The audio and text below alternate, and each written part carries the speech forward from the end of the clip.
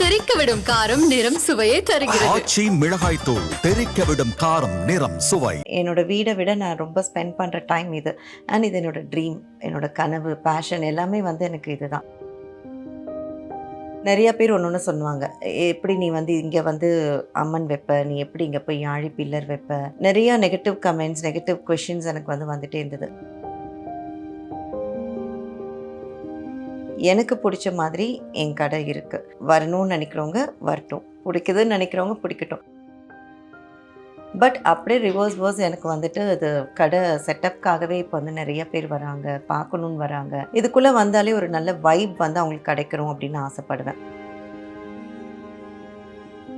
So எல்லாருடைய சப்போர்ட்டுமே இந்த பில்டிங்கில் வந்து இருக்குது. இதுக்கு வந்து ஒரு உயிர் இருக்குதுன்னு நான் ரொம்ப ரொம்ப நினைப்பேன். ஏன்னா எனக்கு என் வீடு பிடிக்குமா, இங்கே பிடிக்குமானா எனக்கு இங்கே தான் பிடிக்கும். எனக்கு அவ்வளோ பிடிச்சி நான் பண்ண ஒரு விஷயம் இந்த பிஸ்னஸ். ஸோ அதனால் இப்போது இது கிராஜுவலாக இன்க்ரீஸ் ஆகிட்டே இருக்குது. பட் ஆஃப்டர் மெட்ரோ இதுதான் ஒரு லேண்ட்மார்க்காக இருக்கணும் அப்படின்றது என்னோட ஒரு ட்ரீம்.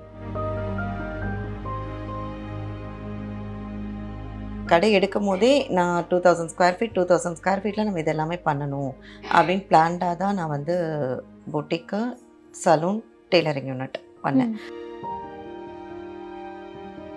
நான் ஆக்சுவலி ஃபஸ்ட்டு பண்ணது ரெஸ்டாரண்ட் பிஸ்னஸ் தான்.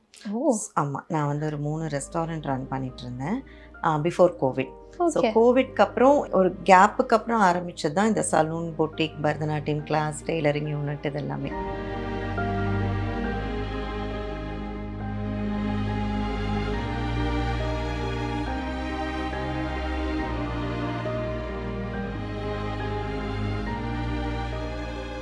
மிஸ் வாத்தம்னா நேயர்களுக்கு வணக்கம். இப்போ என் கூட ஆக்ட்ரஸ் மீனாட்சி மேம் இருக்காங்க. அவங்களோட சீரியல் கதை, அவங்களோட பிஸ்னஸ் கதை எல்லாமே அவங்ககிட்ட கேட்டு தெரிஞ்சுக்கலாம். வணக்கம் மேம். வணக்கம், எப்படி இருக்கீங்க? சூப்பராக இருக்கேன், நீங்கள் எப்படி இருக்கீங்க? ரொம்ப நல்லா இருக்கேன், தேங்க்யூ ஸோ மச் வந்ததுக்கு. ஃபர்ஸ்ட் ஆஃப் ஆல் சொல்லி ஆகணும், ரொம்ப அழகாக இருக்கீங்க பார்க்குறதுக்கு. தேங்க்யூ.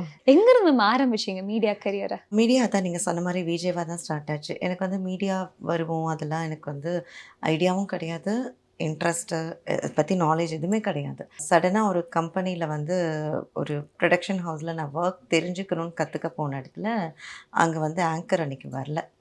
ஸோ அதனால் அந்த சீட் எனக்கு கிடச்சி நான் ஆங்கர் ஆகி அப்புறம் அந்த ஷோ நானே ஹோஸ்ட் பண்ணுற மாதிரி ஆச்சு.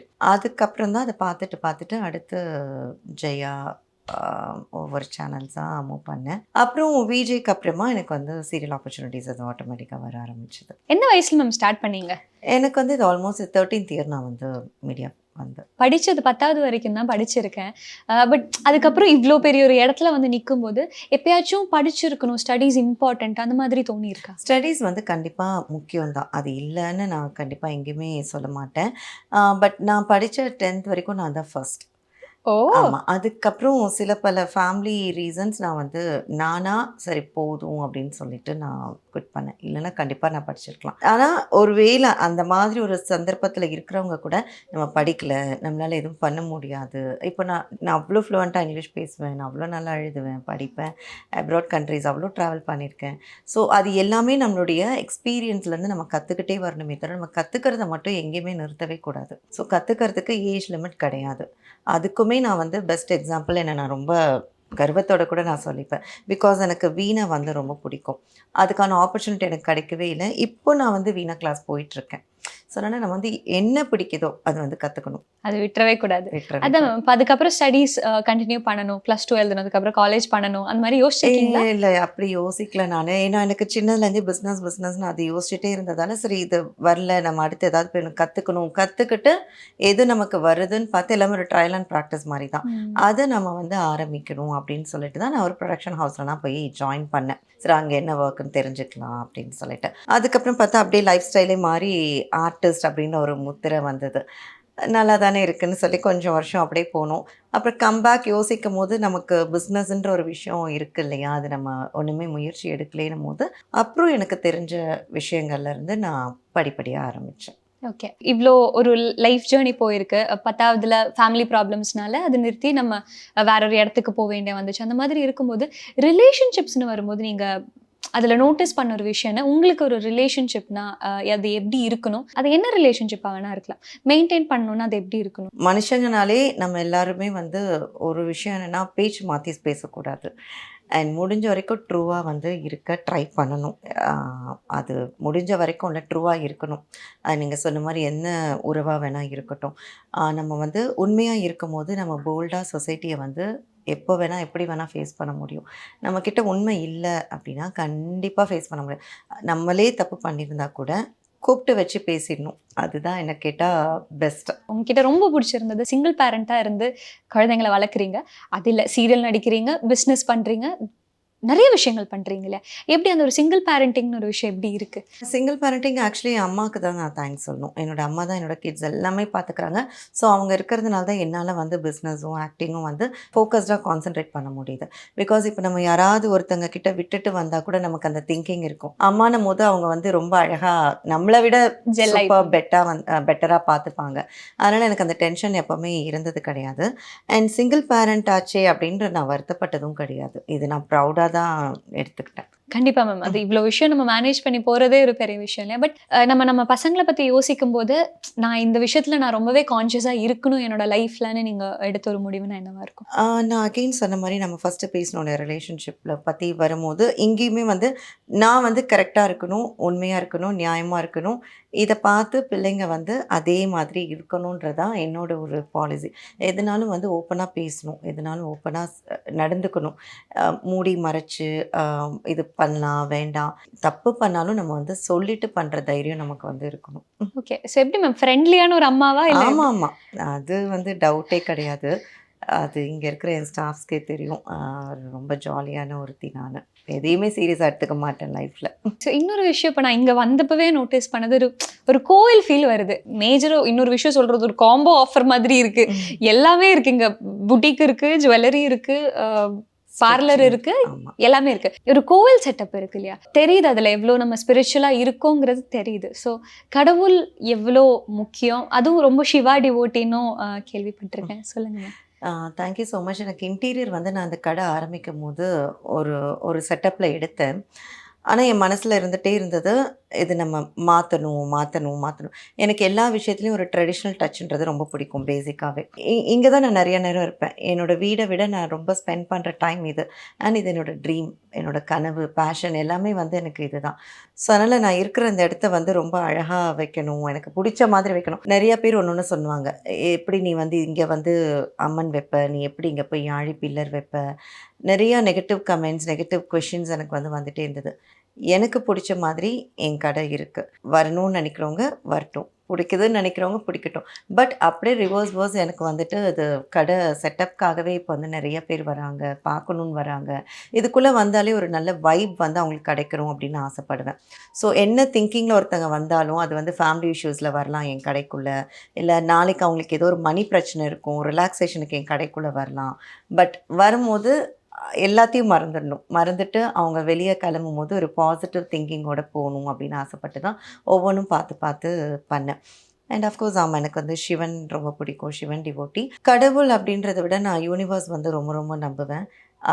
அந்த பவர், அந்த இதில் தான் நம்ம எல்லாருமே வந்து இயங்கிட்டு இருக்கோம் அப்படின்றது நான் ரொம்ப ஸ்ட்ராங்காக பிலீவ் பண்ணுவேன். ஸோ அதனால் வந்து நம்ம முடிஞ்ச வரைக்கும் நல்ல விஷயங்கள் பேசி, நல்ல விஷயங்கள் நமக்கு தெரிஞ்சதை கற்றுக் கொடுத்து, தெரியாததை கற்றுக்கிட்டே இருந்து, நம்ம லைஃப் லாங் நம்மளுடைய ஜேர்னி வந்து ஜாலியாகவே இருக்கணுமே தவிர எங்கேயுமே வந்து இப்படி இருக்குது அப்படின்ற ஒரு கசப்பான விஷயங்கள் எல்லாருக்குமே இருக்கும், நிறையாவே இருக்கும். அதை பற்றி நம்ம அலசிக்கிட்டே இல்லாமல் பாசிட்டிவாக மூவ் ஆன் ஆகி போயிட்டே இருக்கணுன்றது என்னோட ஒரு தாட். ஸோ இந்த கடவுள் மேலே இவ்வளோ ஒரு பிரியம் எந்த ஒரு சிச்சுவேஷனில் லைஃப்பில், இப்போ நிறைய பிரச்சனை வரும்போது தான் இருக்கலாம், இல்லைனா நம்ம சக்ஸஸோட நம்ம ஒரு பீக்கில் இருக்கோம், அப்போ தோணுன ஒரு ஃபீலிங்காக இருக்கலாம், எப்போ வேணால் தோணலாம் இல்லையா? உங்களுக்கு எப்போ தோணுச்சு? யூனிவர்ஸ் பவர் அப்படின்றது நான் வந்து சின்ன வயசில் யூனிவர்ஸ்ன்னு நமக்கு வந்து டிஃபைன் பண்ண தெரியாது.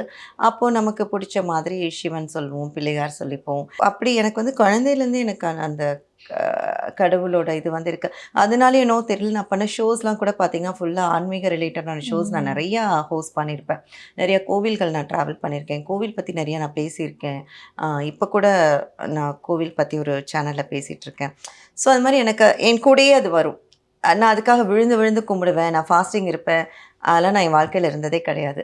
பட் நான் பேசுவேன். எனக்கு ஏதோ ஒரு விஷயமா நான் வந்து கான்வர்சேஷன் மாதிரி இப்போ உங்ககிட்ட பேச மாதிரி தான் நான் பேசுவேனே தவிர, நான் வந்து ரொம்ப விழுந்து கும்பிடணும், இத்தனை வாரம் அதெல்லாம் நான் பண்ண மாட்டேன். ஆனால் எனக்கு பிடிக்கும். எனக்கு அந்த பவர் பிடிக்கும். அந்த பவருக்கு நான் பயப்படுவேன்.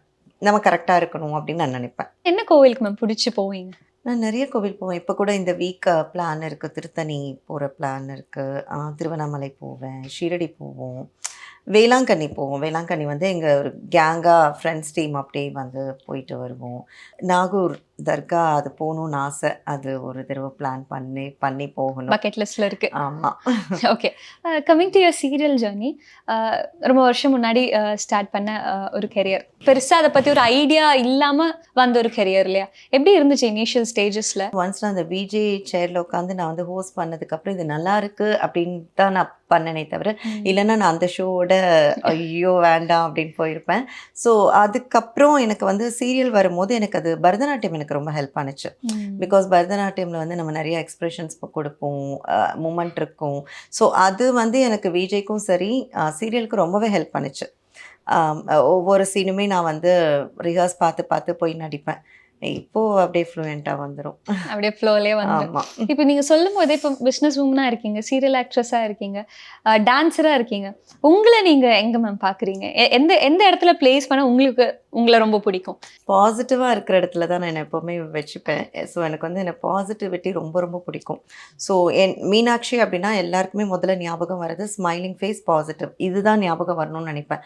அங்கே என்னோட எந்த டேகுமே வர வேண்டாம். அவங்க ஒரு ஆர்டிஸ்ட்டு, இல்லை அவங்க ஒரு பிஸ்னஸ் பண்ணுறாங்க, இல்லை டான்ஸ் கிளாஸ் ரன் பண்ணுறாங்க, இல்லை ஆடுறாங்க, இதெல்லாம் தாண்டி மீனாட்சி அவங்க எப்போவுமே சிரிச்சுட்டே இருப்பாங்க. மீனாட்சி அவங்க கோவம் நிறையா வரும். அஃப்கோர்ஸ் கோவம் வேறு லெவலில் வரும். பட் நம்ம டேக்லைன் பார்த்தா அவங்க எப்போவுமே ஸ்மைலிங் ஃபேஸாக இருப்பாங்க, பாசிட்டிவாக இருப்பாங்க. அவங்கக்கிட்ட பேசினாலே பாசிட்டிவ் வைப் எனக்கு அந்த டேக் தான் வேணும்னு ஆசைப்பட்றேன். ஸோ அந்த மாதிரி இருக்கும்போதும் யூல் ஹாவ் யுவர் பேட் சைட்ஸில் எப்பயாச்சும் கஷ்டமாக இருக்கும். அப்போ எப்படி உங்களை நீங்கள் மோட்டிவேட் பண்ணிப்பீங்க? எப்படி?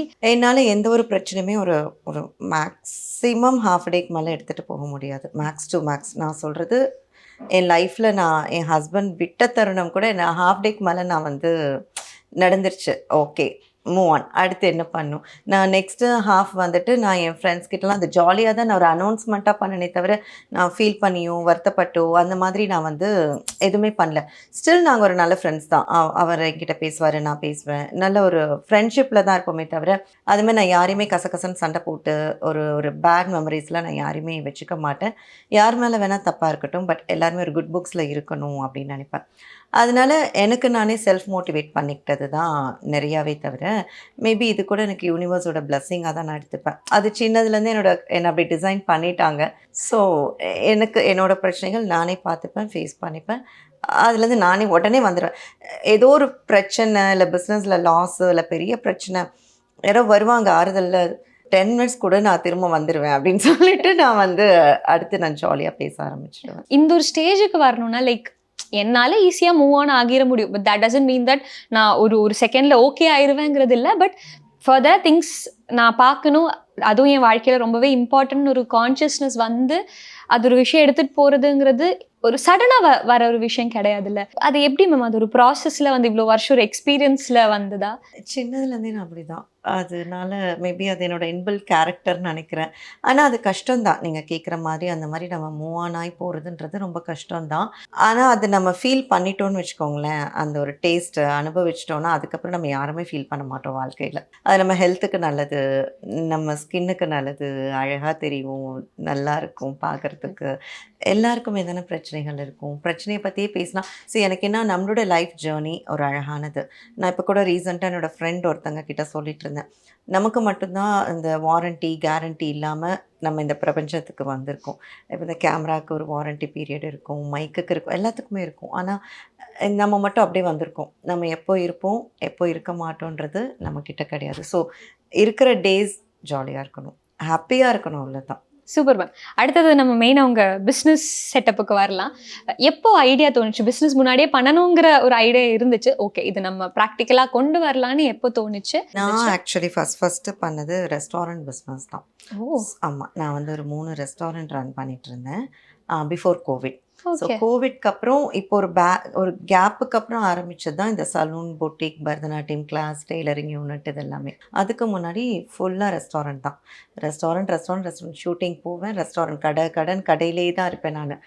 மார்க்கெட் போகிறதாட்டும், கடையில் உட்கார்றது, அந்த கடை வேலை முடிச்சுட்டு ஒரு 2:00 ஆகிடும்.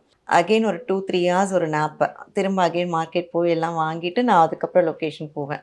ஸோ ரெஸ்டாரண்ட் எனக்கு வந்து ரொம்ப பிடிச்ச ஒன்று. சமைக்கிறதும் பிடிக்கும் எனக்கு அஃப்கோர்ஸ். ஸோ அதனால் எனக்கு வந்து ரெஸ்டாரண்ட் தான் நான் ஃபஸ்ட்டு ஆரம்பித்தேன். அதுக்கப்புறம் தான் இந்த கோவிட் டைமில் தான் எனக்கு ட்வின் பேபிஸும் வந்தாங்க. ஸோ அதுக்கப்புறம் நான் ஒரு பிரேக் எடுத்துகிட்டு ஆரம்பித்தது தான் இந்த இது. அகெயின் நான் ரெஸ்டாரண்ட்டும் என் லிஸ்ட்டில் இருக்குது. திரும்ப நான் சீக்கிரமாக ஆரம்பிப்பேன். ஆரம்பிச்ச ரெஸ்டாரண்ட்ஸ்லாம் இல்லை, கோவிடோடு அதான் சொன்னேனே, கோவிடோடு அது ஒரு ஸ்டாப் பண்ணி கொடுத்து அந்த கோவிட் டைமில் தான் ட்வின் டெலிவரிக்கு அப்புறம் ஒரு பிரேக் எடுத்து ஸ்டார்ட் பண்ண பிஸ்னஸ்லாம் தான் இது. ஓகே. ஸோ சமைக்க ரொம்ப பிடிக்கும்னு சொன்னீங்களே, நீங்கள் பண்ணுற ஒரு ஸ்பெஷல் டிஷ் ஸ்வீட்ஸ் நிறையா பண்ணுவேன். அண்ட் வந்து நான் குக்கரி ஷோவுமே ஹோஸ்ட் பண்ணிகிட்ருக்கேன் இல்லையா, ஆல்மோஸ்ட் 7 இயர்ஸாக ஹோஸ்ட் பண்ணிகிட்ருக்கேன்.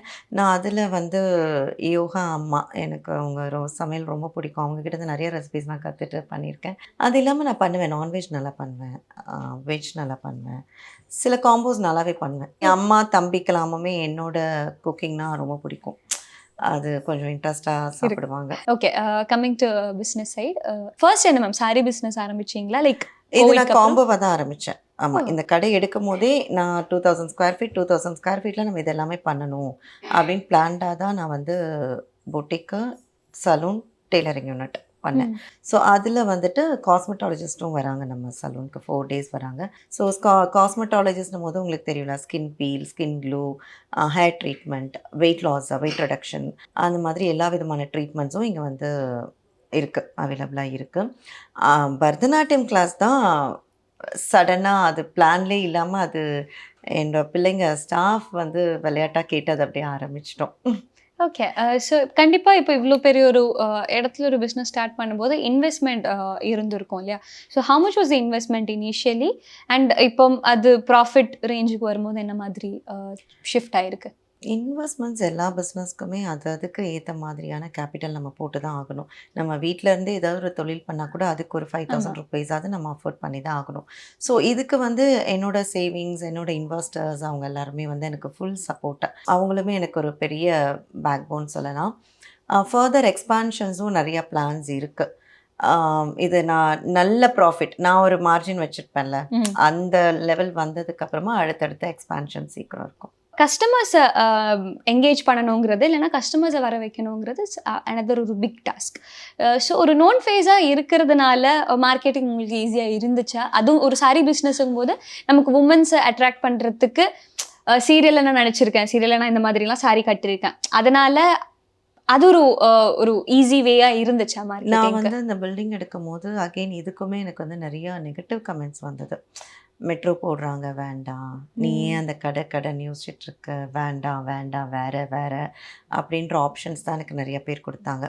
பட் எனக்கு தெரியும் இந்த பிளேஸ் வந்து மெட்ரோ எதுவாக இருந்தாலும், சரி இப்போ எல்லா ஏரியாலையும் மெட்ரோ பிரச்சனை இருக்குது, இங்கேன்னு கிடையாது. அப்போது எனக்கு என்னோட தொழில் மேலே நம்பிக்கை அதிகம், அண்ட் எனக்கு என் மேலே நம்பிக்கை அதிகம். ஸோ அதனால் வந்து மெட்ரோ வாட் எவர் அது, அண்ட் உள்ள என் கடை பார்க்குறதுக்கே இன்றைக்கி வந்து அவ்வளோ பேர் இன்ட்ரெஸ்டாக வராங்க. இதுவே எனக்கு ரொம்ப ஹாப்பி, இதுவே நான் வின்னிங்காக தான் எடுத்துக்கிறேன். அண்ட் அகெயின் இந்த பில்டிங் லேண்ட்லார்ட் அகெயின் இன்னொரு எனக்கு யூனிவர்ஸ் கொடுத்த கிஃப்ட் தான். ஸோ எல்லாருடைய சப்போர்ட்டுமே இந்த பில்டிங்கில் வந்து இருக்குது. அதான் சொல்லுவோம்ல, இதுக்கு வந்து ஒரு உயிர் இருக்குதுன்னு நான் ரொம்ப நினைப்பேன். ஏன்னா எனக்கு என் வீடு பிடிக்குமா, இங்கே பிடிக்குமானா எனக்கு இங்கே தான் பிடிக்கும். எனக்கு அவ்வளோ பிடிச்சி நான் பண்ண ஒரு விஷயம் இந்த பிஸ்னஸ். ஸோ அதனால் இப்போது இது கிராஜுவலாக இன்க்ரீஸ் ஆகிட்டே இருக்குது. பட் ஆஃப்டர் மெட்ரோ இதுதான் ஒரு லேண்ட்மார்க்காக இருக்கணும் அப்படின்றது என்னோட ஒரு ட்ரீம். ஸோ இதுக்கு முன்னாடி நீங்கள் அந்த ரெஸ்டாரண்ட் பிஸ்னஸ் பண்ணியிருந்தீங்க இல்லையா, அது நம்ம ஸ்டாப் பண்ணி இப்போ அடுத்தது இந்த மாதிரி ஒரு பிஸ்னஸ் ஸ்டார்ட் பண்ணியிருக்கீங்க. ஸோ அந்த பிஸ்னஸில் இனிஷியல் பிஸ்னஸ்ங்கிறதுனால நிறைய லேர்ன் பண்ணியிருப்பீங்க, நிறைய தப்புகள் பண்ணியிருப்பீங்க. அது அடுத்தது நம்ம பண்ணும்போது இது பண்ணக்கூடாதுன்னு நிறைய விஷயங்கள் இருக்கும் இல்லையா? ஸோ இந்த பிஸ்னஸ் ஸ்டார்ட் பண்ணும்போது என்ன மாதிரி விஷயங்கள் அங்கே வந்து டோட்டலாக வந்து மாஸ்டர்ஸ் ஹேண்டில் பண்ணுறது ரொம்ப டஃப். இப்போ இங்கே இருக்கிற பிள்ளைங்க வேறு மாதிரி நேச்சரில் இருப்பாங்க, அங்கே வந்து ஃபுல்லாக நான் ஜென்ஸோட தான் அவங்களோடையே ஹேண்டில் பண்ணிகிட்ருப்பேன். அது வந்து கொஞ்சம் டஃப்பாக இருக்கும். மாஸ்டர்ஸ் வரலன்னா நானே நிறையா டைம்லாம் கரண்டி பிடிச்ச நாட்கள்லாம் நிறையா இருக்குது. இங்கே வந்து பார்த்தா எல்லோரும் நமக்கு எல்லாருமே நம்ம ரிலேட்டிவ்ஸ், நம்ம ஃபேமிலி மாதிரி தான். அஃப்கோர்ஸ் அங்கேயும் எனக்கு அதுவுமே ஸ்டாஃப் எல்லாருமே நல்ல ஸ்டாஃப் தான் எனக்கு எப்போவுமே. ரெஸ்டாரண்ட்லேயும் சரி, இங்கேயும் சரி. பட் வேலை வாங்குற விதம், அங்கத்த டைமிங் டோட்டலி டிஃப்ரெண்ட். இங்கே நம்ம அழகாக ரெடியாகி வருவோம். ஆனால் அங்கே வந்து போகும்போதே ஒரு கொண்டைய போட்டு ஏப்ரான் போட்டு தான் கிச்சனுக்குள்ளேயே நம்ம வந்து போவோம். ஸோ ஒன்ஸ் கிச்சன் செட்டாக குக்கிங் முடிஞ்சிச்சுனா தான் அகெயின் நான் வீட்டுக்கு போய் ரெஃப்ரெஷ் ஆகிட்டு நல்லா ரெடி ஆகிட்டு டைனிங்கில் டைம் ஸ்பெண்ட் பண்ணுவேன். ஸோ டோட்டலி அந்த பிஸ்னஸ்க்கும் இந்த பிஸ்னஸ்க்கும் பார்த்தீங்கன்னா வேறு லெவல்ஸ் அது. இல்ல பட் ஜென்ரலா ஒரு தப்பு பண்ணக்கூடாது. தப்பு பண்ணக்கூடாதுன்னா டைமிங் ரொம்ப முக்கியம். டைமிங் மிஸ் ஆகும்போது தான் கிளைண்ட் வந்து ஃபஸ்ட்டு கோவம் அங்கே தான் வரும். இப்போ நமக்கேனாலும் வரும். அந்த மாதிரி அனுபவங்கள் எனக்கு ரெஸ்டாரண்ட்டில் கிடச்சிருக்கு. ஸோ இப்போ வந்து டைமிங் நம்ம வந்து கீப் அப் பண்ணுவோம். ரெண்டாவது குவாலிட்டி. ஸோ அந்த குவாலிட்டியும் டைமிங்கும் கரெக்டாக பண்ணிட்டோம் அப்படின்னாலே, அண்ட் இங்கே என்னோடய ஸ்டாஃப் வந்து ரொம்ப வார்ம் வெல்கம். யார் வந்தாலும் பேசியே மயக்கிடுவாங்க. ஸோ அந்த அளவுக்கு நல்ல ஒரு ஃபேமிலி நேச்சர் ஒரு செட்டப் வந்து அவங்க கொடுத்துருவாங்க. ஸோ நம்ம வந்து நடந்துக்கிற விதம், குவாலிட்டி, டைம் இதை மட்டும் மெயின்டைன் பண்ணிக்கணும்னு பார்க்குறேன். 3 விஷயம் ஒன்றா பண்ணும்போது பாசிட்டிவாக ஒரு விஷயம் அதில் இருக்குன்னா அது என்னவா இருக்கும், அதே மாதிரி சேலஞ்சாக இருக்குன்னா அது என்னவா இருக்கும்? சேலஞ்சிங் வந்து அஃப்கோர்ஸ் இந்த ரோட் சீக்வன்ஸு, ரோடு, மெட்ரோ இதெல்லாம் தான் சேலஞ்சிங். அண்ட் பாசிட்டிவ் சைடு அப்படின்னா இங்கே எல்லாமே ஒரே காம்போவாக இருக்கிறது பாசிட்டிவ். ஸோ இங்கே வராங்க அப்படின்னா கொஞ்சம் நேரம் இந்த பில்லர் பார்ப்பாங்க, ஃபோட்டோஸ் எடுப்பாங்க. அதுக்குள்ளே என் மாஸ்டர் அங்கே கட்டிங் முடிச்சுடுவார் ப்ளவுஸுக்கு. ஸோ அப்புறம் ஒரு சர்வர்ஸ் எடுப்பாங்க, அவங்க வாங்கின ட்ரெஸ்ஸுக்கு இது மேட்ச் பண்ணுவாங்க. ஸோ ஒரு இடத்துக்குள்ளே வரும்போது அவங்களுக்கு வந்து ஒரு ஹாஃப் டே 1 டே இங்கே ஸ்பெண்ட் பண்ணாங்கன்னா அவ்வளோ மைண்ட் வந்து ரிலாக்ஸாக இருக்கும். இது நாங்கள் நிறைய கஸ்டமர் சொல்லியும் கேட்டிருக்கோம். ஸோ அந்த ரிலாக்ஸேஷன் பாயிண்ட் வந்து இந்த கடை. அதே ஒரு பெரிய விஷயம். பெரிய பாசிட்டிவ். ஆமா. இப்போ ஒரு சாரி பிஸ்னஸ்ங்கும் போது கண்டிப்பா சீரியல்ல நிறைய பேர் உங்களோட சாரி பார்த்து அவ்வளோ வியந்திருப்பாங்கல்ல. இவங்கள மாதிரி சாரி கட்டுறதுக்கு எனக்கும் ஆசை இருக்கு, அவங்க செலக்ட் பண்ற மாதிரி செலக்ட் பண்றதுக்கு எனக்கும் ஆசை இருக்குன்னு. ஸோ நீங்க எப்படி மேம் ஒரு சாரி இவ்வளோ வருஷமா செலக்ட் பண்ணிட்டு இருக்கீங்க? என்ன மாதிரி மாற்றங்கள் வந்திருக்கு உங்களோட செலெக்ஷன்ல? ஏஜ் தான். ஏஜ் மாற மாற ஃபர்ஸ்ட் குட்டி பிள்ளையா இருக்கும் போது ஜிகு ஜிகுன்னு டிசைனரு அப்படி கல் வச்சது, சமைக்கி வச்சதுன்னு கட்டிகிட்ருப்போம். இப்போது ஏஜ் ஆகி ஆகி ஒரு லெவலுக்கு வந்ததுக்கப்புறமா இப்போது இப்படி தான் கட்டணும், இதெல்லாம் அது பார்க்கும்போதே நம்ம மைண்டுக்கு வந்து இதெல்லாம் வேண்டாம். அப்போ தான் நமக்கு தோணும், ஓகே நமக்கு ஏஜ் ஆகிடுச்சு. ஸோ அப்போ அந்த மாதிரி பேட்டர்ன்ஸ் எல்லாம் நான் வந்து அவாய்ட் பண்ணிவிடுவேன். ஈவன் சல்வாஸ் போட்டாலுமே அப்போல்லாம் நல்லா ஜிகு ஜிகுன்னு கல் வச்சது அது இதுன்னு போடுவோம். இப்போ வந்து இல்லை. இப்போ நான் நிறைய தடவை போகும்போதெல்லாம் யோசிப்பேன், அந்த ஏஜ் பிள்ளைங்க போடும்போது நம்மளும் இப்படி தானே போட்டுட்டு இருந்தோம் குட்டி வயசில் அப்படிலாம் யோசிப்போம். ஸோ அந்த மாதிரி ஏஜ் ஆக ஆக நம்மளுடைய ட்ரெஸ்ஸிங் இதுவும் மாறிடும்ல. இப்போ சாரீஸ் மட்டும்தான் இங்கே இருக்குது, அடுத்தது சல்வார் இருக்குது, சல்வார் மெட்டீரியல் இருக்குது, சல்வாஸ் இருக்குது, லெஹெங்காஸ் இருக்குது, குர்த்திஸ் இருக்குது. ஸோ அது எல்லாமே இருக்குது. இன்னும் அடுத்தடுத்து அப்கிரேட் பண்ணுவேன். இவ்வளோ வருஷமாக இண்டஸ்ட்ரியிலே இருக்கும்போது, அது ஒரு நோன் ஃபேஸாக இருக்கும்போது மெயின்டைனிங் ஆர் செல்ஃப் இன்டேக்காக இருந்தாலும், நம்ம பாடி மெயின்டைன் பண்ணுறதா இருந்தாலும், வெளியே மெயின்டைன் பண்ணுறதா இருந்தாலும் முக்கியம் இல்லையா? ஸோ அதுக்கு நீங்கள் என்னென்ன பண்ணுறீங்க உங்களோட பாடி மெயின்டைன் பண்ணுறதுக்காக? அதுக்கு நான் பரதநாட்டியம் தான். ஸோ நான் வந்து வாரத்தில் ஒரு 4 டேஸாவது நான் ஒரு 1.5 hours ஆடிடுவேன். என்னோடய கிளாஸ் 2 hours நான் ஒரு 1.5 hours ஆடிடுவேன். அப்புறம் இங்கே பிள்ளைங்களோட கிளாஸ் எடுக்கும் போது அங்கே கொஞ்சம் அப்பப்போ ஆடுவேன். ஸோ ஆடுறது தான். நான் மற்றபடி எனக்கு ஜிம் நான் இது வரைக்கும் போனது கிடையாது. அண்ட் நடப்பேன். நடப்பேன். எப்போவுமே தண்ணி வந்து என்னோடய குழந்தை மாதிரி தூக்கிட்டே இருப்பேன்.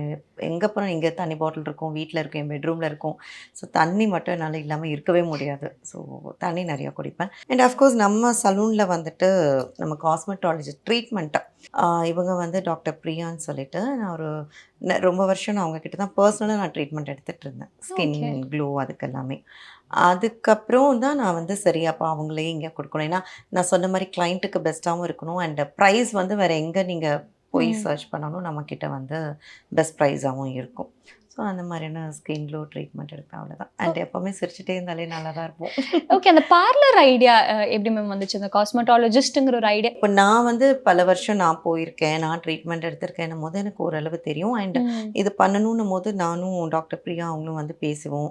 அவங்கக்கிட்ட நான் நிறையா கேட்டிருக்கேன். அவங்க எனக்கு பொறுமையாக எக்ஸ்பிளைன் பண்ணியிருக்காங்க. பிகாஸ் அவங்கள பார்க்குறதுக்கு முன்னாடி கிளைண்ட் என்ன தான் பார்ப்பாங்க. அவங்க டெக்னிக்கலாக பேசுவாங்க. நான் கிளைண்ட்டுக்கிட்ட ஓரளவு பேசுகிறதுக்காக எனக்கு தெரியணும். ஸோ அதனால் அவங்க எனக்கு ஓரளவு ட்ரெயின் பண்ணி கொடுத்துருக்காங்க.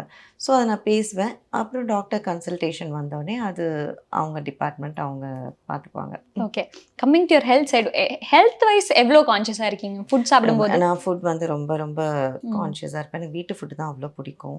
இங்கேனாலுமே யாராவது வீட்டிலேருந்து எடுத்துகிட்டு வந்திருக்கீங்களான்னு தான் கேட்பேன், ஹோட்டலில் வாங்காமல். ஸோ அந்தளவுக்கு எனக்கு வந்து ஃபுட் அண்ட் வந்து எனக்கு ஒரு எவ்ரி 3 hours ஒன்ஸ் அது எப்படி தான் அலாரம் அடிச்ச மாதிரி பசிக்குமோ தெரியாது. 3 hours ஒன்ஸ் நல்லா பசிக்கும். அந்த பசி அடங்கிடுச்சு ஒரு 4 வாயிலனா அதுக்கப்புறம் நான் டம்ப் பண்ண மாட்டேன், அதோட விட்டுருவேன். திரும்ப எனக்கு நல்லா பசிக்கும்ன்றது எனக்கு தெரியும். ஸோ அப்போ தான் நான் அடுத்து சாப்பிடுவேனே தவிர அதுக்கு நடுவில் நான் எதுவுமே சாப்பிட மாட்டேன். ஸோ என்னோட மீலே வந்து ஒரு 6-7 times ஆகிடும், ஏதாவது சாப்பிட்டுக்கிட்டே இருப்பேன். ஆனால் இந்த சிப்ஸு அதெல்லாம் அதெல்லாம் நம்ம கான்ஷியஸாக என்ன மேம் சாப்பிடுவீங்க? இப்போ நிறைய பேர் ஹெல்த் ட்ரிங்க் குடிப்பாங்க, வெஜிடபிள்ஸ் சாப்பிடு, சாலட் மாதிரி வெஜிடபிள் சாப்பிடுவாங்க. நிறைய எடுத்துப்பேன். எனக்கு தெரிஞ்சு நான் வெஜிடபிள் சாலட் வந்து டெய்லியுமே நானே டக்குன்னு ஸ்டீமரில் போட்டுட்டு சாப்பிட்ருவேன். எனக்கு வெஜிடபிள் சாப்பிட்றது அவ்வளோ பிடிக்கும். நிறைய வெஜிடபிள் இருக்கும். அண்ட் அம்மா வந்து எனக்கு எப்போவுமே வந்துட்டு மில்லட்ஸில் தான் ரைஸ் மட்டும் கொடுப்பாங்க. ஒயிட் ரைஸ்க்கு பதிலாக அது சின்னதுலேருந்தே இந்த சாமை தெரன்னு சொல்லிட்டு மற்றது எல்லாமே இருக்கும். பட் ரைஸ் மட்டும் எனக்கு அது வந்து வடித்து கொடுத்துருவாங்க. ஈவன் காலையிலனாலும் அதில் ஏதாவது தேங்காய் பால் விட்டு ஒரு கஞ்சி கொடுப்பாங்க. எனக்கு அந்த மாதிரி ஃபுட்டுமே எனக்கு அந்த மாதிரி ஒரு ஆத்தென்டிக் ட்ரெடிஷ்னல் ஃபுட்ஸ் தான் ரொம்ப பிடிக்கும். அவாய்ட் பண்ணுறதுன்னா என்னென்ன கம்ப்ளீட்டாக அவாய்ட் பண்ணிட்டீங்க? கேக்கு வந்து நான் அவாய்ட் பண்ணிட்டேன். கேக் எனக்கு ரொம்ப பிடிக்கும். பட் நான் பேக்கிங் கற்றுக்கிட்டதுக்கப்புறம் எனக்கு என்னவோ தெரியல, போதும் அப்படின்னு ஆயிடுச்சு. கேக் வந்து சாப்பிட்றத விட்டுட்டேன், தானாக விட்டுட்டேன். நம்ம சாக்லேட்ஸ் இதெல்லாம் அந்த பேக்கிங் கற்றுக்கிட்டதுக்கப்புறம் சாக்லேட்ஸ், கேக்கு அதெல்லாம் விட்டுட்டேன். சிப்ஸு இதெல்லாம் எப்போவுமே பிடிக்காது எனக்கு.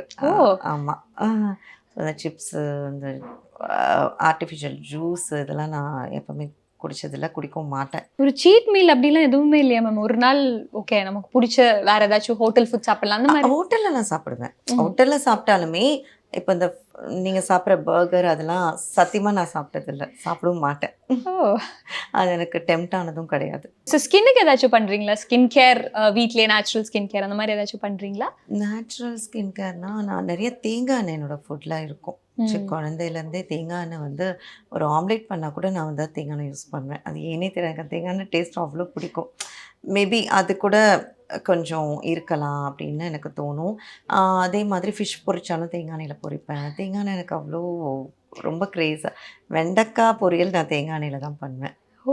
ஆமாம், அது மாதிரி நான் எல்லா ஃபுட்லேயுமே தேங்காய் பால் மோஸ்ட்லி இருக்கும். எனக்கு காரம் ஒத்துக்காது, நான் காரம் சாப்பிட மாட்டேன். மிளகு சேர்த்துப்பேன், பட் காரப்பொடி சேர்த்துக்க மாட்டேன்.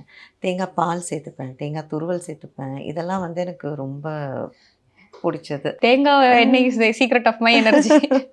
ஓகே, தேங்க்யூ ஸோ மச் இவ்வளோ விஷயம் என்கிட்ட ஷேர் பண்ணதுக்கு. And all the best for your future பிஸ்னஸுக்கு. நீங்கள் லான்ச் பண்ண போகிற ஒவ்வொரு விஷயத்துக்கும் ஆல் தி பெஸ்ட். எங்கள் டீம் சார்பாக வாழ்த்துக்கள் தெரிவிச்சுக்கிறேன். Thank you so much. நீங்களும் எங்களுக்காக இவ்வளோ தூரம் வந்ததுக்கு உங்களுக்கும் சரி, டீமுக்கும் சரி, தேங்க்யூ.